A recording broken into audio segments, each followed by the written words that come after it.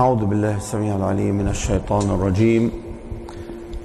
بسم الله الرحمن الرحيم. والحمد لله رب العالمين، والصلاة والسلام على سيد الخلق والمرسلين سيدنا وحبيبنا محمد وعلى آله وصحبه أجمعين. اللهم لا علم لنا إلا ما علمتنا، فعلمنا ما ينفعنا وانفعنا بما علمتنا وزدنا علما، وأرنا الحق حقا وارزقنا اتباعه، وأرنا الباطل باطلا وارزقنا اجتنابه، واجعلنا من الذين يستمعون القول فيتبعون أحسنه، وأدخلنا برحمتك في عبادك الصالحين، آمين. يقول رب العالمين: وما أرسلناك إلا رحمة للعالمين، صلى الله عليه وسلم. رحمة للعالمين.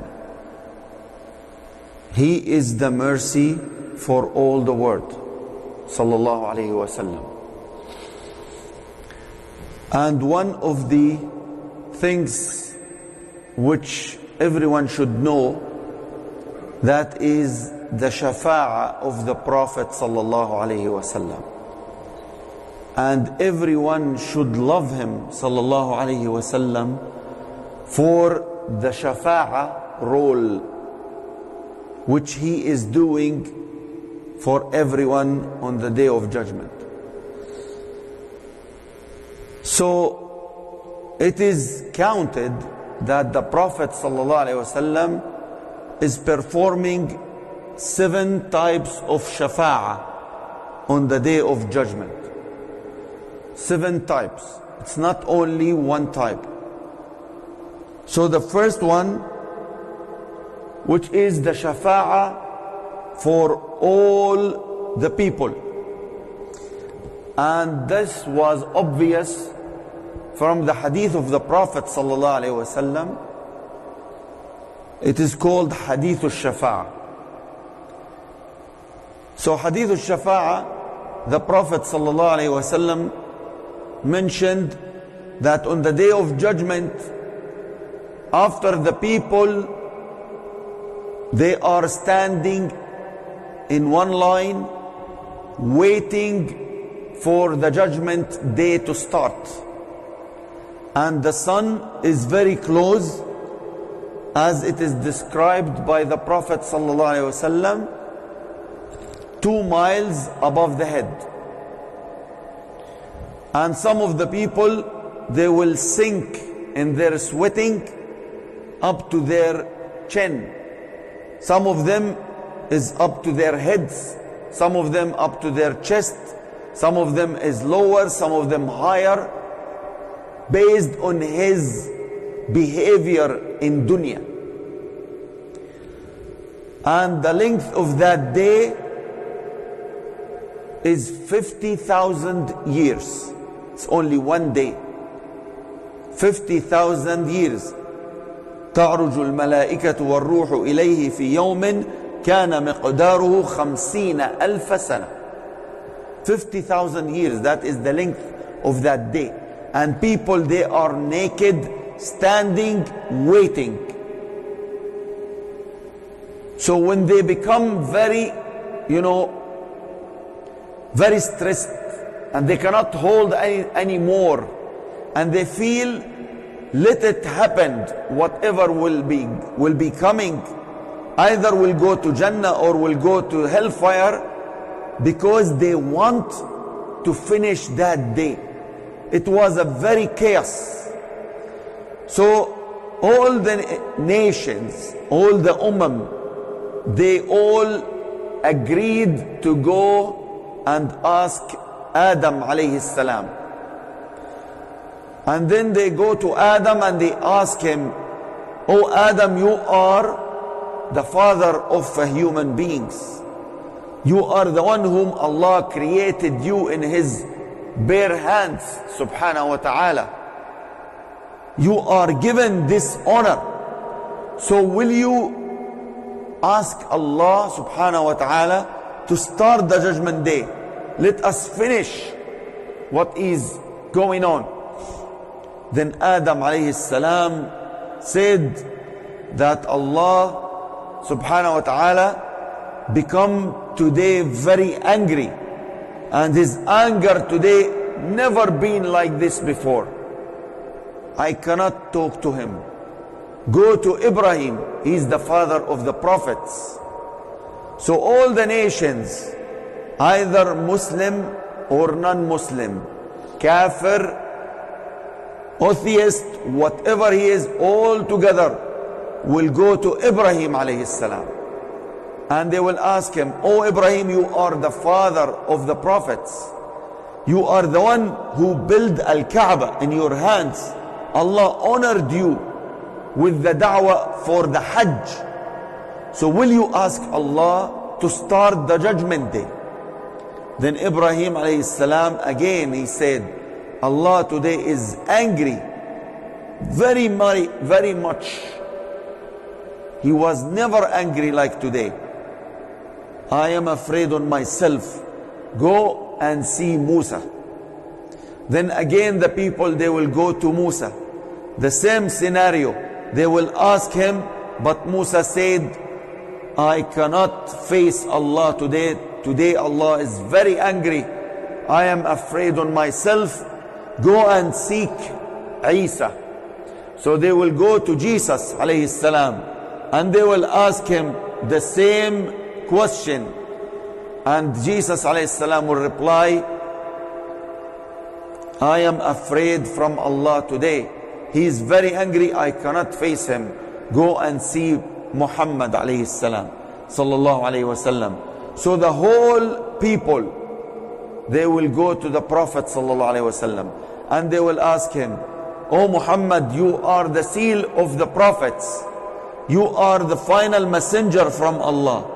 Will you speak to Allah? Let him start the judgment day." Then the Prophet sallallahu alayhi wasallam will reply, "I am the one who can do this." Then the Prophet sallallahu alayhi wasallam will go under the throne of Allah subhanahu wa ta'ala, and he make the sujood. And the Prophet ﷺ said that Allah subhanahu wa ta'ala will open for him different kind of praising and thanking Allah, which was never opened for anyone before. And he will start doing this praising Allah until Allah subhanahu wa ta'ala will tell him, "Oh Muhammad, raise up, stand up, and ask, you will be given what you are asking for." Then the Prophet ﷺ will ask, "Oh Allah, let the judgment day to start." And the starting of the judgment day, it happening. So this is the first shafa'ah, and this is shafa'ah for all the people, for everyone.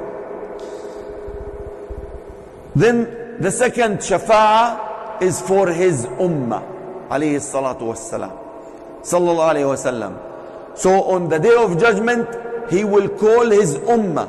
It is the judgment day, and he is calling his ummah to drink from the water of Al-Kawthar. Under that heat and that waiting of 50,000 years. So the Prophet ﷺ is calling all his ummah to drink from Al-Kawthar, which Allah given to him sallallahu alayhi wa sallam. So the third shafa'ah is for the sinners of the ummah. So after the people, they enter Jannah, so some of the sinners will stay in the hellfire. So the Prophet ﷺ, again, he will make the sujood under the throne of Allah, and then again, he will praise Allah and asking him, "Oh Allah, my ummah, oh Allah, my ummah." Then Allah subhanahu wa ta'ala will tell Muhammad sallallahu alaihi wasallam, "Raise up and go to hellfire and get out from the hellfire everyone who has a faith even in the size of an atom." Even in the size of atom, he has a faith and belief. Take him out. Then the Prophet ﷺ will take out many people who was burned in the fire. And then at the end, the Prophet ﷺ will never give up, and he will continue making dua for his ummah sallallahu alayhi wasallam, asking Allah subhanahu wa ta'ala to get from hellfire all his ummah, and he will continue doing that until Allah subhanahu wa ta'ala will release all the ummah from the hellfire. And the sixth shafa'ah, it was a gift. It was a gift given to the Prophet sallallahu alaihi wasallam. The Prophet sallallahu alaihi wasallam, he said in one authentic hadith narrated by Muslim, he said, Allah subhanahu wa ta'ala has shown me all nations, and I saw some of the prophets, they are coming on the day of judgment with few from their followers. Maybe 2, some of them with 10, some of them with no one following him, until I saw a lot of black hair. So I asked Jibreel, is this my ummah? Then Jibreel said, no, this is the ummah of Musa alayhi salam. But you look to the horizon, then I saw a very huge number of black hairs. Then he said, this is your ummah, O Muhammad. Then I asked Allah subhanahu wa ta'ala, O Allah, don't let me feel sad for my ummah. Don't let me feel sad in my ummah. Then Allah subhanahu wa ta'ala will tell the Prophet sallallahu alaihi wasallam, we will never let you down in your ummah, and I'll give you 70,000 from your ummah. They will enter heaven without question, without standing. Once they come out from graves, they will enter Jannah. Then the Prophet ﷺ said, oh Allah, 70,000 is less, give me more, give me more. Then Allah subhanahu wa ta'ala said to the Prophet, with every one I am giving you 70,000. With every 1,000, I am giving you 70,000. So the number now is about 5 million. Then the Prophet ﷺ said, oh Allah, give me more, give me more. Then Allah subhanahu wa ta'ala said, then I will give you 3 bunches. I will gather them by myself 3 times. So Allah subhanahu wa ta'ala himself, he will take 3 times group of the ummah, they will enter heaven without a question. And then the last, let's say, honor. The Prophet ﷺ said that the most closest ones to me on the day of judgment, they will stick with me, they will come and follow me, they will be my partners in Jannah. Who are they, Ya Rasulullah? He said, those who are enjoying having the best manners and moral in the dunya. The best manners and moral, good moral. So if you want to be with the Prophet ﷺ, close to him and with him in paradise, practice the good morality in the dunya. This is the best thing which can elevate you to be there with him. We cannot with our deeds reach the Prophet level. We can't. There is no question about it. We can't. How much we try to do, we cannot reach the level of the Prophet. But two things can reach us there. Number 1, good morality, good behavior. Be kind, be good with people, behave good in all aspects of your life. The second one is to do more as-salatu ala Rasulillah sallallahu alayhi wa sallam. Do as much as you can. Do as much as you can. And don't say, I am doing 1,000. Don't count. Make it as much as you can. So as much as you do, you will be more close to him sallallahu alayhi wa sallam. So the Prophet sallallahu alayhi wa sallam seerah is a big lesson. And today, the small part of the seerah, I am going to talk about his birth sallallahu alayhi wa sallam. So I'm giving you every time this introduction to feel really how much we need the Prophet sallallahu alaihi wasallam, or how much we should love him sallallahu alaihi wasallam, the one who saved us from hellfire, the one who guide us to the right path, the one who is spending his life making da'wah. Without his hard work, we will not be Muslims. We will not. And the one on the day of judgment, he will forget himself and he will never say, I am scared to face Allah. He never say, oh Allah, save me, or save my neck, or save my family. He used to say, oh Allah, my ummah. Oh Allah, save my ummah. And as I mentioned in the previous halaqah, his dua, he used to make dua for his ummah. In every prayer, oh Allah, wash the sins of my ummah, the previous one and the upcoming one, and the hidden one and the exposed ones. This is the dua of the Prophet for his ummah in every prayer. How come we cannot love him? We should love him, because without him we are really worthless. Without him we will be dumped in hellfire. So he saves our neck from hellfire sallallahu alaihi wasallam.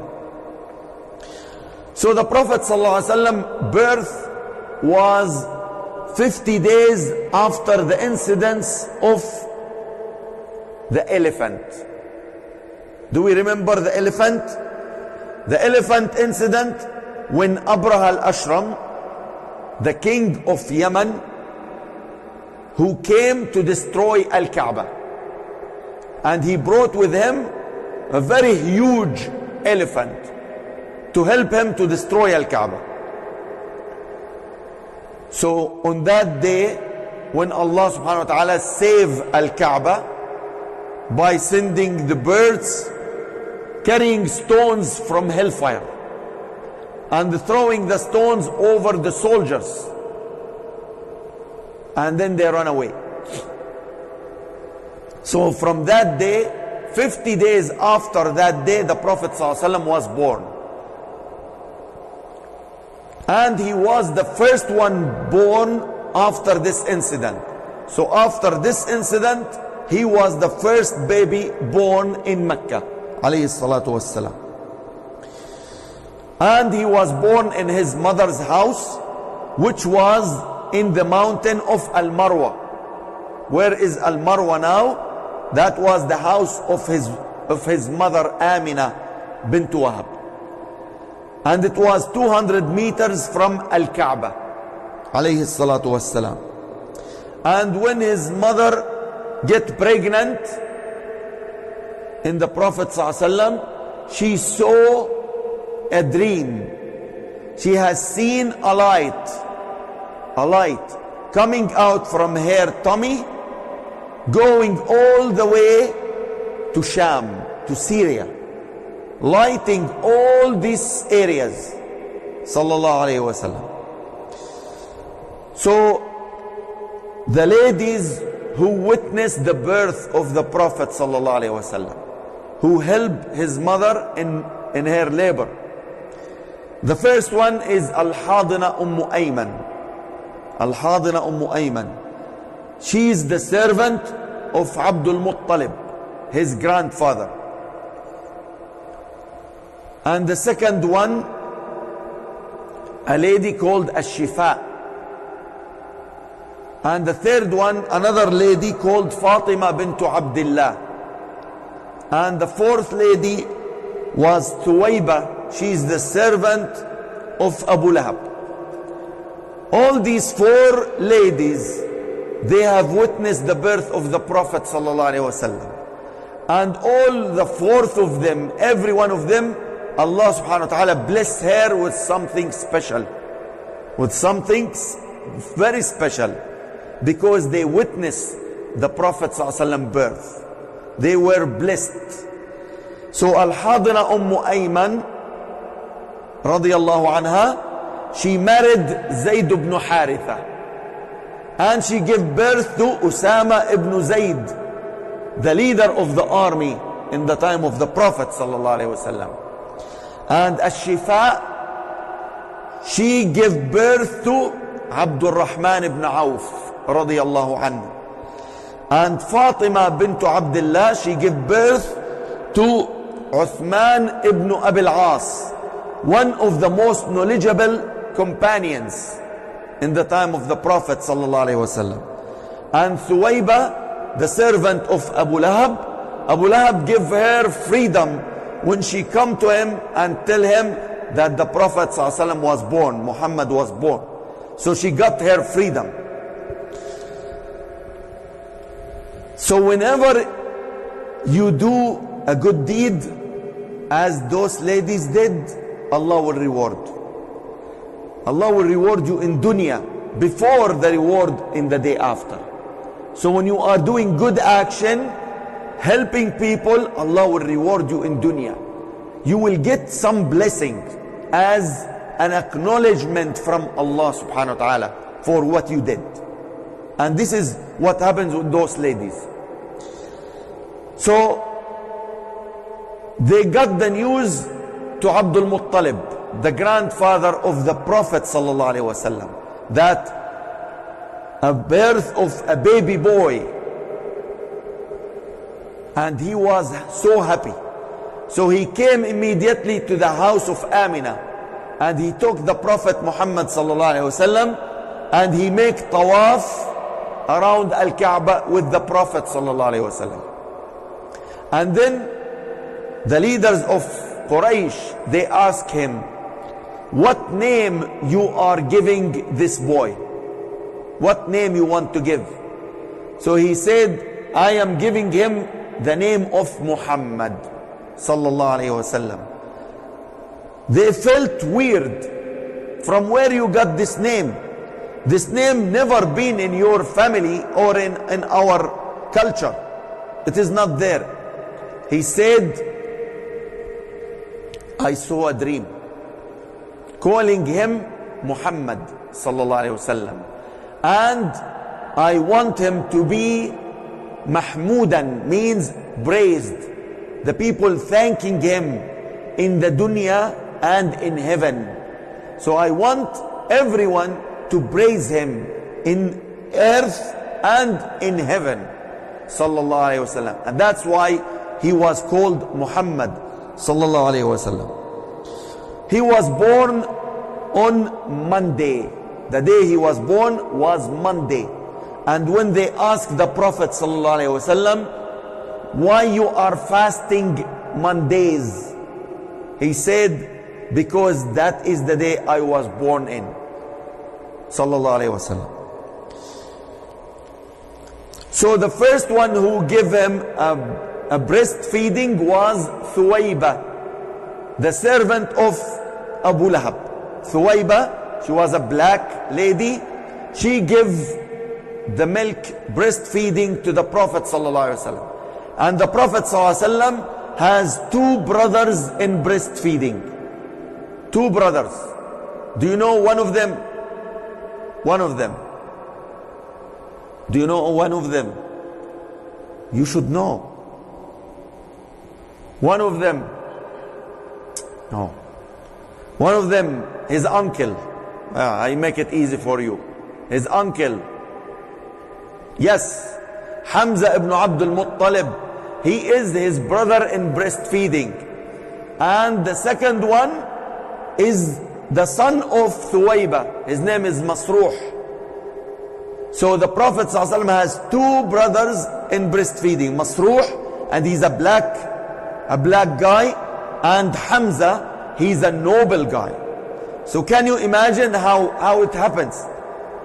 One from the slaves, his brother, and one from the noble families, his uncle. And that is a message. This is a message. It didn't happen suddenly or accidentally. It's a message that the Prophet ﷺ, he is a brother for everyone. He's a brother for everyone. He's a messenger for everyone. His message for everyone, either a slave or a servant or higher or a noble, he is in the same level of everyone. Sallallahu Alaihi Wasallam. 7 incidents happened in his childhood, Sallallahu Alaihi Wasallam, which affected him to become enabled to receive the message from Allah subhanahu wa ta'ala. These 7 incidents is very important in his childhood. So the first one, and these incidents should be a lesson for us. Some of them we can use it to teach our children.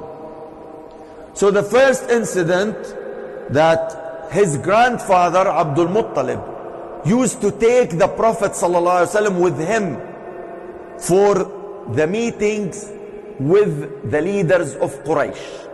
So every week there is a meeting with the leaders of Quraysh to discuss about the business, about security, about what's going on in the area. So it is a top meeting. So the Prophet ﷺ was with his grandfather at that time. So the Prophet was a child, 5, 6 years or 4 years sometimes, and he's still sitting beside his grandfather, listening, respecting, without any talk to disturb the leaders. So Abdul Muttalib, his grandfather, he said, look to my son Muhammad. I know he gonna have a very bright future. And the sign, because he's sitting with the elders, listening to their wisdom and to their opinion, without going here and there playing. So he was sitting, respecting the meeting. Sallallahu Alaihi Wasallam. So the second incident, as a habit in Quraysh, they used to send their children to the Badu side, to the desert people. Number 1, to get better knowledge about the language. Number 2, to get more strength, because there they are having a harsh life, a hard life. That's give them more strength. And that's how the Prophet ﷺ become really very strong. And the Prophet ﷺ used to say, Allah has given me a strength of 10 men. The strength of 10 men.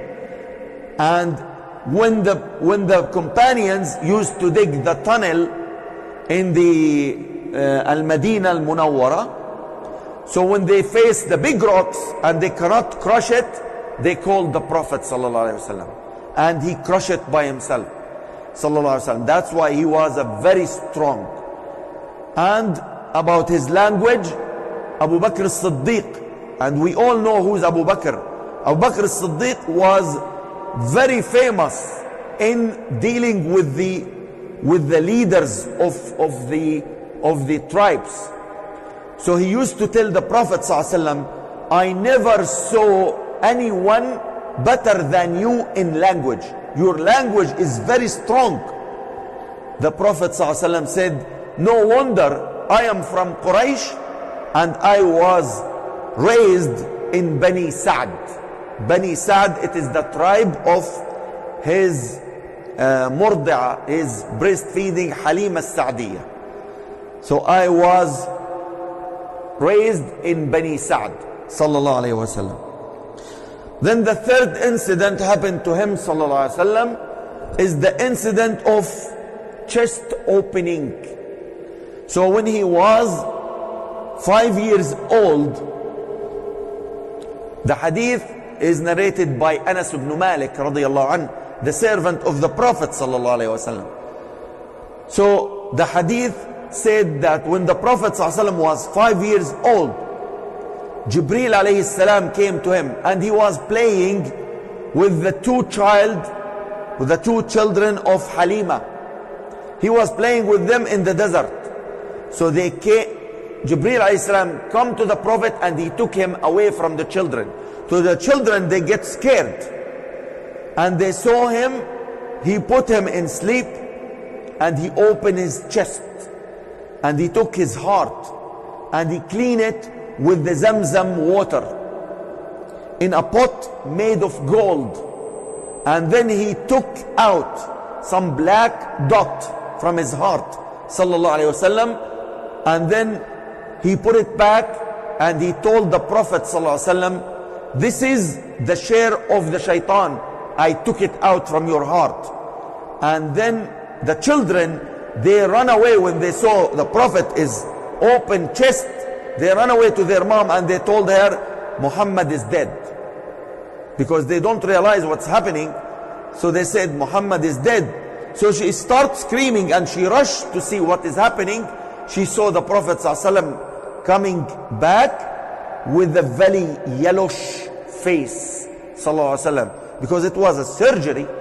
It was a surgery, a yellowish face, and she saw the trace of the opening on his chest, ﷺ. And Anas ibn Malik radiyallahu anhu, he said, and I also witnessed, I saw the trace of the surgery in his chest, sallallahu alayhi wasallam.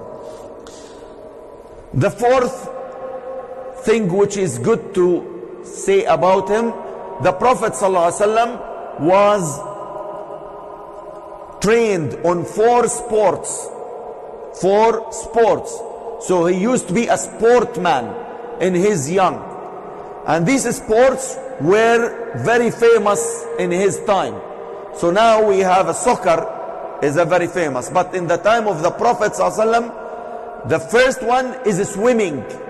And the Prophet ﷺ said, I used to be training on swimming in the well of Bani Uday ibn al-Najjar, in the water well. So the water well has water there, and there is a big pod in front of that well.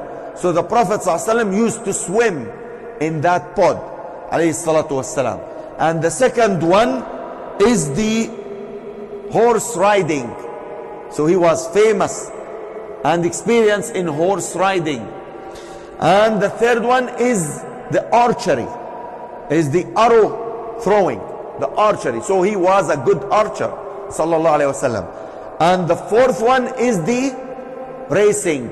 So he used to race with Aisha radiyallahu anha. He used to race with Aisha. And Aisha radiyallahu anha, she was young, and she said, I used to pass him. Every time we race together, I used to pass him. Can you imagine? He go and race with Aisha, with his wife. So he give Aisha some of his time to practice something she like. So what does your wife likes? So share with her. This is how the Prophet ﷺ make a good relation with his wife. So he used to share with Aisha. She likes to do racing. So she used to race the Prophet ﷺ and she used to pass him. So she said, but one time the Prophet ﷺ brought some meat for us and I eat. So after I eat, I get full stomach. Then the Prophet ﷺ, he said, oh Aisha, let's go and do racing. So she said, yes, let's go. So they went for racing, and the Prophet ﷺ, he passed her. And the Prophet ﷺ, he told her, I win this time. This is for the previous time you raced me. Sallallahu alayhi wasallam. So, and the hadith of the Prophet ﷺ, he said, teach your children 3 sports. 3 sports. Swimming, horse riding, and shooting or archery. At that time it's archery. So علموا أولادكم السباحة والرماية وركوب الخيل. 3 sports the Prophet ﷺ is advising us to teach our children. And inshallah we'll continue the next halaqah. You know, every time we talk about the Prophet ﷺ, it's not that we just enjoy a story. We should take some wisdom behind it. How he used to deal with his wives, and those incidents. For example, he used to sit with his grandfather. That's how we should take care of our children. To sit with us in the meetings, when we sit with our friends, with our elders, they should learn how to respect them, how to feel, more responsible in such a meetings. So the Prophet ﷺ was an example, and this all reflect on his behavior when he become elder and he become more responsible and taking more responsibilities in his life. والحمد لله رب العالمين. اللهم اجمعنا على ما يرضيك واجعلنا من المتحابين فيك. اللهم اجعل جمعنا هذا جمعا مباركا مرحوما وتفرقنا من بعده معصوما ولا تجعل منا ولا فينا شقيا ولا محروما. اللهم استر عوراتنا وآمن روعاتنا. اللهم اغفر لنا ذنوبنا كلها دقها وجلها ما علمنا منه وما لم نعلم. اللهم إنا نسألك الهدى والتقى والعفاف والغنى ونسألك صحبة حبيبنا محمد صلى الله عليه وسلم. اللهم يا أرحم الراحمين قد حرمنا صحبته في الدنيا فلا تحرمنا إياها في الآخرة يا ذا الجلال والإكرام. اللهم إنا نسألك يا مولانا أن تتقبل منا صلاتنا وتتقبل منا صيامنا ودعاءنا وصالح أعمالنا. اللهم ربنا هب لنا من أزواجنا وذرياتنا قرة أعين واجعلنا للمتقين إماما. ربنا ظلمنا أنفسنا وإن لم تغفر لنا وترحمنا لنكونن من الخاسرين. اللهم انصر دينك ودين أمة حبيبك محمد صلى الله عليه وسلم. اللهم انصر من نصر الدين. اللهم واخذل الكفرة والمشركين أعداءك أعداء الدين برحمتك يا ذا الجلال والإكرام. اللهم هيئ لهذه الأمة أمر رشد يعز فيه أهل طاعتك ويهدى فيه أهل معصيتك برحمتك يا أرحم الراحمين. اللهم إنا نسألك قبل الموت توبة وعند الموت شهادة وبعد الموت راحة وسعادة. ربنا اجعل أحسن أعمالنا خواتيمها وأفضل أيامنا يوم نلقاك وأسعدنا بتقواك ولا تشقنا بمعصيتك يا ذا الجلال والإكرام. ربنا آتنا في الدنيا حسنة وفي الآخرة حسنة وقنا عذاب النار. وصل اللهم وسلم وبارك على سيدنا محمد وآله وسلم.